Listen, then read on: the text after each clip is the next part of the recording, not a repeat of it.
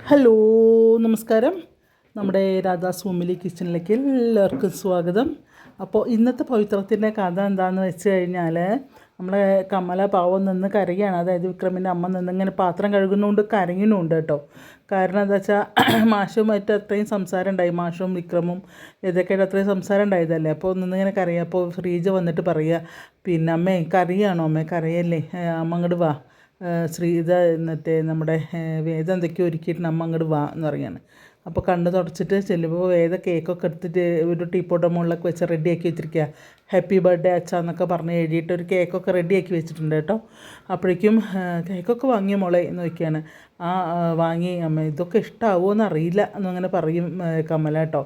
അപ്പോൾ എന്നും ദുഃഖം മാത്രം മതിയമ്മേ, കുറച്ച് സന്തോഷമൊക്കെ വേണ്ടേ എന്നറിയാം. അപ്പോഴേക്കും നന്ദിനി അതിൻ്റെ ഉള്ളിൽ കൂടെ ഇടങ്കോലിടും. നന്ദിനി പറയും, ഇത് വേണ്ടാന്ന് രാവിലെ അച്ഛൻ പറഞ്ഞതല്ലേ, പിന്നെ എന്തിനാ ഇപ്പോൾ ഇതൊക്കെ വാങ്ങാൻ നിന്നത് എന്നറിയും കേട്ടോ. അപ്പോൾ വേദങ്ങനെ നോക്കും. അപ്പോൾ പറയും, ഒരു കാര്യം ചെയ്യും, അമ്മ എന്തായാലും വാങ്ങിച്ചില്ലേ, അമ്മ അച്ഛനെ വിളിക്കുമെന്ന് പറയും. അപ്പോൾ അമ്മയ്ക്ക് വയ്യെങ്കിൽ ഞാൻ വിളിക്കാം എന്നറിയാം. വേണ്ട, ഞാൻ പോവാൻ മോളെ എന്നറിയും. ഇങ്ങനെ മനസ്സോടുകൂടി കമല പോയിട്ട് മാഷെ വിളിക്കുകയാണ്. അപ്പോൾ മാഷ് എന്തോ ഇങ്ങനെ തിരയുകയാണ് കേട്ടോ അവിടെ. അപ്പോൾ എന്താ തിരയണ വയ്ക്കുമ്പോൾ പറയും, കൃഷി വകുപ്പിന്നൊരു കടലാസ് വന്നിട്ടുണ്ടായിരുന്നു, അത് കാണാനില്ല, അത് തിരയുകയാണ് പറയും. അപ്പോൾ അത് അവിടെ ഇവിടെ എന്തെങ്കിലും ഉണ്ടാവും മാഷ് ഒന്നങ്ങോട്ട് വരും. പിന്നെ എന്താണ് അവിടെ കുട്ടികൾ ഇതൊക്കെ ഒരുക്കി വെച്ചിട്ടുണ്ട് അറിയും. എന്ത് നോക്കും, ഒരു കേക്കോ വാങ്ങി റെഡിയാക്കി വെച്ചിട്ടുണ്ട്. കേക്കോ ആരോട് വെച്ചിട്ട്, ഞാൻ പറഞ്ഞതല്ലേ രാവിലെ അതൊന്നും ചെയ്യരുത് എന്ന് പറഞ്ഞിട്ട് ദേഷ്യം പിടിച്ചിട്ട് അങ്ങോട്ട് ചെല്ലുകയാണ്. അപ്പോൾ വേദ റെഡി ആയിട്ടുണ്ടാവും. ഇതൊന്നും വേണ്ടാന്ന് ഞാൻ പറഞ്ഞതല്ലേ, പിന്നെ എന്തിനാ അതൊക്കെ വാങ്ങി വെച്ചത് എന്ന് വയ്ക്കും വേദോട്. അപ്പോൾ എല്ലാവരും അത് അപ്പോഴേ പറഞ്ഞതാണ് അച്ഛാ എന്നറിയും നന്ദിനി. അപ്പോൾ പറയും, ഇങ്ങനത്തെ ആചാരങ്ങളൊന്നും വേണ്ട എന്ന് ഞാൻ പറഞ്ഞിട്ടുണ്ട്, അത് കേൾക്കാണ്ട് ഇതിനാ ഇതൊക്കെ വാങ്ങാൻ പോയത് എന്ന് പറയും. അപ്പോൾ പറയും, ഈ വക കാര്യങ്ങളൊക്കെ നമ്മൾ എന്നും വീട്ടിൽ ദുഃഖങ്ങളോ മാത്രം ഉണ്ടായാൽ മതി, കുറച്ച് സന്തോഷമൊക്കെ വേണ്ടേ. പിന്നെ എൻ്റെ കാശല്ല, ഇത് അമ്മ തന്ന പൈസയാണ്, അല്ല ഇത് എൻ്റെ പൈസ അല്ല, ഞാൻ എൻ്റെ കാശും കൊണ്ടല്ല വാങ്ങിയത് എന്ന് വേദ പറയും. അപ്പോൾ നന്ദിനി അറിയും, എൻ്റെ കയ്യിൽ കാശൊന്നുമില്ലേ എന്ന് പറഞ്ഞിട്ട് നന്ദിനി അങ്ങോട്ട് ഒഴിയും. അപ്പോൾ ശ്രീജൊന്നും മിണ്ടാണ്ടൊക്കെ അപ്പോൾ പറയും, എൻ്റെ കയ്യിൽ കാശുണ്ടായിരുന്നു, കുടുംബശ്രീയിലെ കണക്കൊക്കെ നോക്കിയതിൻ്റെ ബാക്കി കുറച്ച് കാശ് എൻ്റെ കയ്യിൽ ഇരുന്നോട്ടെ, അത് ഞാൻ മാഷ്ക്ക് തന്നപ്പോൾ മാഷത് കയ്യിൽ തന്നെ വെച്ചോളം പറഞ്ഞതല്ലേ, ആ പൈസയിൽ നിന്ന് ഞാനൊരു കേക്ക് എടുത്ത് വാങ്ങിച്ചതാണ്, പിന്നെ ഇതും ആവാലോ, എല്ലാ വീടുകളിലും ഇതൊക്കെ ഉണ്ട്. അപ്പോൾ ശ്രീജ അറിയും, എല്ലാ വീടുകളിലും ഇതൊക്കെ ഉണ്ടാച്ചാൽ നമ്മളെ വീട്ടിൽ മാത്രമേ ഉള്ളൂ ഇങ്ങനെയുള്ള ഒന്നും ഇല്ലാത്തത് എന്ന് പറയും. അപ്പോൾ അതുകൊണ്ട് ഞാനാ പറഞ്ഞത് ഒരു കേക്ക് വാങ്ങിക്കോളാൻ എന്ന് പറയും, കുട്ടികൾക്കും സന്തോഷമാവുമല്ലോ എന്ന് പറയും. അപ്പോൾ പറയും, പിന്നെ എന്ത് ഇതിലാണ് ഞാൻ ഈ കേക്ക് മുറിക്കേണ്ടത്, എനിക്ക് തടിമാടന്മാരായ 3 ആൺമക്കളുണ്ട്, ഒന്നിനും കൊള്ളാത്തത്, കൂലിത്തല്ലുകാരും വെറുതെ ഇതായിട്ട് പോണ ആൾക്കാരും, അവരുടെ ഇതിലാണോ ഞാൻ ഈ കേക്ക് മുറിക്കേണ്ടത്, അതിൻ്റെ സന്തോഷത്തിലാണോ ഞാൻ ഈ കേക്ക് മുറിക്കേണ്ടത് എന്നൊക്കെ അങ്ങനെ പറയും. അപ്പോൾ കമല പറയും, മാഷ എന്താ പറയണതെന്നൊക്കെ പറയും.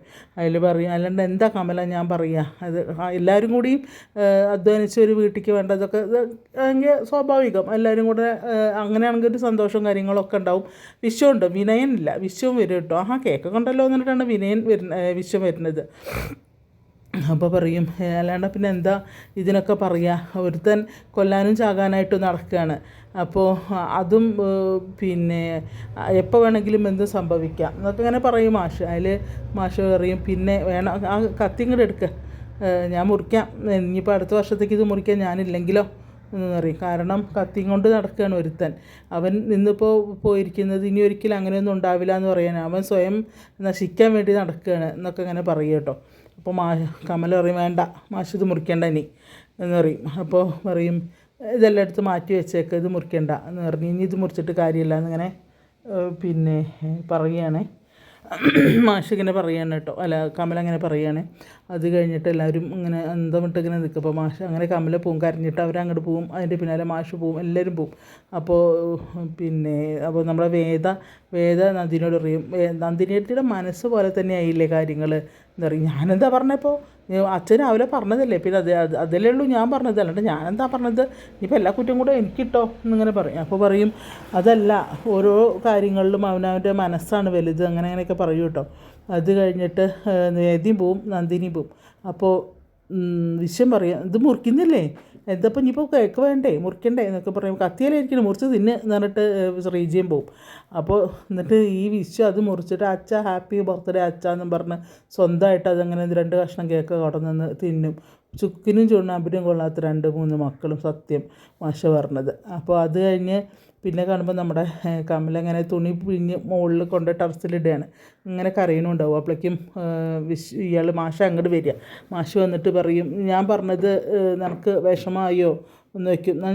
അപ്പോൾ പറയും, പിന്നെ ഇല്ലേ മാഷ എന്താ അങ്ങനെയൊക്കെ പറയുന്നത്, ആ പിന്നെ ആ കുട്ടി ഒരുപാട് ആഗ്രഹിച്ചു. അപ്പോൾ ആ കുട്ടി ആഗ്രഹിച്ചുകൊണ്ട് തന്നെയാണ് ഞാനിങ്ങനെ പറഞ്ഞത്. കാരണം ആ കുട്ടിയുടെ ആഗ്രഹങ്ങൾക്കൊക്കെ നീയും കൂട്ടി നിൽക്കല്ലേ കമല.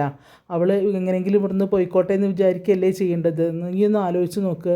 നമ്മുടെ മകൻ ഇന്നിപ്പോൾ നമ്മളുടെ മുന്നിൽ അവൻ എക്സ്കോട്ട് വന്നു. ഇതുവരെ അവൻ നമുക്ക് എക്സ്കോട്ട് വന്നിട്ടുണ്ടോ? അപ്പോൾ അവനെന്നെ ഉള്ളിലൊരു ഭയമുണ്ട്, നമുക്ക് എന്തെങ്കിലും സംഭവിക്കും എന്നുള്ളൊരു ഭയമുണ്ട്.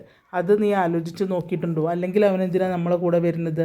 എല്ലാം ഞാൻ തീർപ്പ് ആക്കുമെന്ന് പറഞ്ഞിട്ട് അവൻ പോയത് കണ്ടില്ലേ? എന്തും സംഭവിക്കാവുന്നതാണ്. നീ ഒന്ന് ആലോചിച്ച് നോക്ക് എന്നൊക്കെ ഇങ്ങനെ മാഷ് ഇങ്ങനെ പറയും. എന്നാലും മാഷ് ഇങ്ങനെയൊന്നും പറയേണ്ടിയിരുന്നില്ല. ഒരല്പം സന്തോഷം അതേ എല്ലാവരും ആഗ്രഹിച്ചിട്ടുള്ളൂ. അതിന് മാഷ് പറഞ്ഞത് പിന്നെ എന്താ മാഷ് പറഞ്ഞതെന്ന് പറയും, ഞാൻ നിങ്ങളുടെ ഇഷ്ടത്തിന് ഞാൻ നിന്ന് തന്നല്ലേ എന്നറിയും. ഞങ്ങളുടെ ഇഷ്ടത്തിന് നിന്ന് തന്നതാണോ? അതിൻ്റെ കൂടെ മാഷ് എന്താ പറഞ്ഞതെന്ന് ചോദിക്കും. അപ്പോൾ അവിടുന്ന് പറയും, നിനക്കറിയോ ആ കുട്ടി പിന്നെ അവൻ്റെ മകൻ്റെ ഭാര്യ തന്നെയാണ്. നാളെ അവളൊരു വിധവയായിട്ട് ഈ വീട്ടിൽ നിന്ന് ഇറങ്ങി പോവാതിരിക്കാൻ വേണ്ടിയിട്ടാണ് ഞാൻ അവളെ ഇവിടുന്ന് എങ്ങനെയെങ്കിലും പറഞ്ഞയക്കാൻ നോക്കുന്നത് എന്നൊക്കെ പറയുമ്പോൾ, എന്താ മാഷേ പറയുന്നത് വെച്ചിട്ട് ഇങ്ങനെ അയാളുടെ കൊളറിനെ പിടിക്കുകയാണ് കേട്ടോ നമ്മുടെ കമല. കുറേ കാര്യവും ഒക്കെ ചെയ്യും. അവിടെ കുറേ ഡയലോഗ്സൊക്കെ ഉണ്ട് കേട്ടോ. മാഷയുടെ കുറേ കാര്യങ്ങൾ മാഷ് പറയുന്നുണ്ട്. അപ്പോൾ അതൊക്കെ പറഞ്ഞ് ഈ കമലയും മാഷും കൂടെ നിന്നിങ്ങനെ സംസാരിക്കുന്നു. കരച്ചിലും ഒക്കെ ഉണ്ട്. ഒരുപാട് ഡയലോഗുകളൊക്കെ അടിച്ച് വിടുന്നുണ്ട് കേട്ടോ മാഷ്. കുറേയൊക്കെ പറഞ്ഞു കഴിഞ്ഞാൽ അയാളെ ഭാഗത്ത് നിന്ന് നോക്കുമ്പോഴും കുറേ ശരിയാണ് തോന്നും. കുറേ ഇപ്പുറത്തുനിന്ന് നോക്കുമ്പോഴും ചിലപ്പോൾ ദേഷ്യവും വരും. കുറേയൊക്കെ ഈ വിക്രം ഇങ്ങനെ ആവാൻ കാരണം ഈ മാഷാണോ എന്ന് വരെ തോന്നിപ്പോവും. ചാക്കോ മാഷിനെ പോലെ ആണോ എന്ന് തോന്നിപ്പോവും നമുക്ക്. അപ്പോൾ പക്ഷേ ഉള്ളുകളി നമുക്കറിയില്ലല്ലോ. അത് എന്തായാലും പവിത്ര നല്ലൊരു സീരിയലാണ് കേട്ടോ. അത് പറയാണ്ടിരിക്കാൻ പറ്റില്ല. നല്ല കഥയാണത്, നല്ല രസമുള്ള കഥ. അപ്പോൾ അത് കഴിഞ്ഞ് പിന്നെ കാണിക്കുന്നത് നമ്മളെ പിന്നെ വിക്രം ബൈക്കിൽ ഇങ്ങനെ പോയിക്കൊണ്ടിരിക്കുന്നതാണ് കേട്ടോ. ബൈക്കിലിങ്ങനെ പോയിക്കൊണ്ടിരിക്കുമ്പോൾ ശ്രീനിവാസം വിളിക്കുക. അപ്പോൾ പറയും, നീ എവിടെ നിൽക്കുമ്പോൾ ഞാൻ ഈ അഭിലാഷ് ഇവിടെ ഒരു ലോക്കൽ എന്താ പറയുക ബാറിലുണ്ടെന്ന് എനിക്കൊരു ഇത് കിട്ടി, ഞാൻ അങ്ങോട്ട് പോയിക്കൊണ്ടിരിക്കുകയാണ് പറയും. അപ്പോൾ അവൻ വീണ്ടും പൊന്തിയോ, ഞാൻ അവനെ ഒന്ന് ഫോളോ ചെയ്ത് എനിക്ക് കിട്ടില്ല, അവനെന്നെ ഓടിച്ച് കളഞ്ഞു, അവനിങ്ങനെ വെട്ടിച്ച് കടന്ന് കളഞ്ഞു. അപ്പോൾ വീണ്ടും പൊങ്ങിയല്ലേ. പക്ഷേ ഒന്നുണ്ട്, നീ ഈ പകൽ ഒന്നും അവന് ചെയ്യണ്ട. പകൽ എഴുതുമ്പോൾ ദൃസാക്ഷികളുണ്ടാവില്ലേ, അതുകൊണ്ട് രാത്രി നമുക്ക് എന്തെങ്കിലും ചെയ്യണം എന്നുണ്ടെങ്കിൽ അത് രാത്രി മാത്രം ചെയ്താൽ മതി, അല്ലാതെ നീ പകലൊന്നും ചെയ്യാൻ നിൽക്കരുത് എന്ന് പറയും. മനസ്സിലാവുന്നുണ്ടോ? നീ ഇപ്പോൾ അതിൻ്റെ പിന്നാലെ പോകരുത് എന്ന് പറയും. അറിയാം എന്ന് പറയും കേട്ടോ. അപ്പോൾ പറയും, ശരി എന്ന് പോയിക്കോ, പക്ഷേ ഞാൻ പറഞ്ഞത് മറക്കണ്ടെന്ന് പറയും. ഇല്ല സാർ ഞാൻ മറക്കില്ല അറിയും. അങ്ങനെ ബൈക്കും കൊണ്ട് പോകുന്ന സമയത്ത് ആ ബാർക്കാണ് ഇവൻ ഫസ്റ്റ് ബൈക്കും കൊണ്ട് ചെല്ലുന്നത് കേട്ടോ. മറ്റേ നമ്മുടെ വിക്രം ബാർക്ക് ചെല്ലുമ്പോൾ കാണാൻ ശ്രീകാന്ത് അവിടുന്ന് പോകണു. ശ്രീകാന്ത് പോകുമ്പോൾ അങ്ങനെ നോക്കിയിട്ട് പിന്നെ ബൈക്ക് നിർത്തിയിട്ട് അളിയോ എന്ന് വിളിക്കും. അപ്പോൾ ശ്രീകാന്ത് ഇങ്ങനെ തിരിഞ്ഞ് നോക്കുകയാണ്. അപ്പോൾ പറയും, പിന്നെ ഒരു കാര്യമുണ്ട്, നിങ്ങളാണ് അഭിലാഷിനെ ഇറക്കിയതെന്ന് എനിക്ക് മനസ്സിലായി. ഒന്ന്, എൻ്റെ അച്ഛനും അമ്മയ്ക്കും ഇതിനെന്തെങ്കിലും സംഭവിച്ചു കഴിഞ്ഞാൽ നിങ്ങൾ എന്നൊന്ന് പറഞ്ഞാലും നിങ്ങളറിയില്ല എന്ന് പറഞ്ഞാലും ഇതിൽ അവർക്ക് എന്തെങ്കിലും പറ്റി കഴിഞ്ഞാൽ ഞാൻ അങ്ങോട്ട് വരും കുടുംബത്തേക്ക്. പിന്നെ നിങ്ങൾ ജീവിതത്തിൽ ദുസ്വപ്നം പോലും കാണാത്ത തരത്തിലുള്ള കഥകളാവും പിന്നെ വരാൻ പോണത്, കാരണം സംഭവിക്കാൻ പോകുന്നത്. അതുകൊണ്ട് നിങ്ങൾ എന്തെങ്കിലും ഇതിനിറങ്ങിയിട്ടുണ്ടെങ്കിൽ അതൊക്കെ നിർത്തിക്കോ എന്നൊക്കെ പറയും. അപ്പോൾ ഇല്ലെങ്കിൽ എന്തോ ഒരു ഡയലോഗ് ഇപ്പം പറയുന്നുണ്ട് നമ്മുടെ വിക്രം. അപ്പോൾ പറയും, അതുകൊണ്ട് ഇതിൽ നിങ്ങൾ ഇടപെട്ട് കഴിഞ്ഞാൽ എൻ്റെ സ്വഭാവം മാറുന്നൊക്കെ പറഞ്ഞ് ഭയങ്കരമായിട്ട് താക്കീത് കൊടുക്കുകയാണ് ശ്രീകാന്തിന്. അപ്പോൾ കാരണം നിങ്ങളിപ്പോൾ ഇങ്ങനെ ഒരു ലോക്കൽ ബാറിൽ നിങ്ങളെ കാണേണ്ട കാര്യമൊന്നുമില്ല, കാരണം നിങ്ങൾ ഇത്രയും ലോക്കലായിട്ടുള്ള ഒരു ഇതിൽ വന്ന് വെള്ളമടിക്കില്ല എന്നറിയാം. അതുകൊണ്ടാണ് ഞാൻ പറഞ്ഞത് ഈ പരിപാടി നിർത്തിക്കോണം എന്നൊക്കെ പറഞ്ഞങ്ങനെ ഒരു മുന്നറിയിപ്പ് കൊടുക്കുകയാണ്. അപ്പോൾ ശ്രീകാന്ത് ഇങ്ങനെ ഒരു പുച്ചശീലം ചിരിച്ചിട്ട് പോകും കേട്ടോ. അത് കഴിഞ്ഞ് ചെല്ലണ സമയത്ത് എന്താ ഉണ്ടാവുക, ഈ മറ്റേ ശ്രീകാന്ത് കുറേ പൈസ കൊണ്ടുവരും അഭിലാഷിന് കൊടുത്തിട്ടുണ്ട്. അഭിലാഷിൻ്റെ കൂട്ടാളികളും കൂടെയൊക്കെ എണ്ണി അത് ഷെയർ ചെയ്യാണ്. അപ്പോൾ പറയും, ഞാൻ ഇപ്പോഴൊന്നും പോകണമെന്ന് വിചാരിച്ചതല്ല, പക്ഷേ ഇങ്ങനൊരു ഡീൽ ഉറപ്പിച്ചുകൊണ്ട് മാത്രമാണ് ഞാൻ ഇപ്പോൾ വന്നത്. അപ്പോൾ കുറച്ച് പണം കൊടുത്തിട്ട് പറയും, നീ കുറച്ച് അവനും കൊടുത്തേക്ക്. അപ്പോൾ പറയും, നമ്മളെ അന്ന് ഇപ്പോൾ വിനയനാണ് നമ്മളെ യോജിപ്പിച്ച് തന്നത് അഭിലാഷ് മറ്റേ ശ്രീകാന്തുമായിട്ട്, അല്ലാണ്ടപ്പോൾ നമുക്ക് ഇയാളെ അറിയേണ്ട കാര്യമൊന്നുമില്ല. പക്ഷേ ഇതിലിപ്പോൾ ഇതിന്ന് ഒഴിയാൻ വേണ്ടി പറഞ്ഞിട്ടാണ് ഇപ്പോൾ ഈ കാശ് തന്നത് അറിയും. അപ്പോൾ ഇതൊന്നല്ല, ഇതിപ്പോൾ ആ SIൻ്റെ കൊട്ടേഷനാണ് ഇവർക്ക്. അപ്പോൾ പറയും, എന്തായാലും അപ്പോൾ SI ചോദിക്കും, പോലീസാണ് വിശ്വസിക്കുന്നത് വേണ്ടെന്ന്, അയാളെപ്പോൾ വേണമെങ്കിലും കാല് മാറാം അപ്പോൾ എന്തായാലും കുറച്ച് കാശ് കിട്ടിയപ്പോൾ നമുക്ക് പുളിക്കൊന്നുമില്ലല്ലോ എന്നൊക്കെ പറഞ്ഞിട്ട് ആ പൈസ അവരൊക്കെ കൂടെ ഷെയർ ചെയ്തെടുക്കുകയാണ്. അപ്പോൾ പറയും നീ എന്തായാലും ശ്രദ്ധിക്കണം, അവൻ്റെ അയാളുണ്ടല്ലോ ശ്രീനിവാസൻ, അയാളുടെ മുന്നിൽ നിന്ന് ഞാൻ ജസ്റ്റ് രക്ഷപ്പെട്ടിട്ടേ ഉള്ളൂ, അതുകൊണ്ട് ഇപ്പോൾ പകലൊന്നും ഞാൻ എന്തായാലും പുറത്തു കൂടെ ഇറങ്ങണ്ട, രാത്രിയിൽ മതി എന്നൊക്കെ പറയുമ്പോഴൊക്കെ കണ്ട് നമ്മളുടെ വിക്രം അങ്ങോട്ട് കയറി വരുന്നു. വിക്രം അങ്ങനെ നടന്ന് വരുമ്പോൾ പറയട്ടെ, വിക്രം എന്ന് പറയുമ്പോഴേക്കും ഇവർ എല്ലാ പൈസയൊക്കെ എടുത്തിട്ട് പോക്കറ്റിൽ വേഗം വെക്കുകയാണ്. അപ്പോൾ നമ്മൾ വിക്രം വരുമ്പോൾ ഒരു സപ്ലയർ ഇങ്ങനെ ബോട്ടിലൊക്കെ ആയിട്ട് ബാർക്കാണ് കയറി ചെല്ലുന്നത്. അപ്പോൾ ബോട്ടിലുമായിട്ട് ഇങ്ങനെ കൊടുക്കാൻ വേണ്ടി പോകുമ്പോൾ ആ ബോട്ടിൽ ഒരെണ്ണെടുത്ത് കൈ പിടിച്ചിട്ട് അങ്ങനെ ചെല്ലിയാണ് നമ്മളെ വിക്രം ചെന്നിട്ട് പറയും, എടാ നിന്നെ ഞാൻ ഇതിന് മുന്നേ താക്കീത് ചെയ്ത് വിട്ടാ, അന്ന് രാത്രിയോട് കൂടി നീ ഇതൊക്കെ നിർത്തിക്കോണമെന്ന് ഞാൻ നിന്നോട് പറഞ്ഞതാണ്. ഇപ്പം നീ കളിച്ച് എൻ്റെ അച്ഛൻ്റെ അമ്മയുടെ മെക്കിട്ട് കയറാൻ വരുന്നു.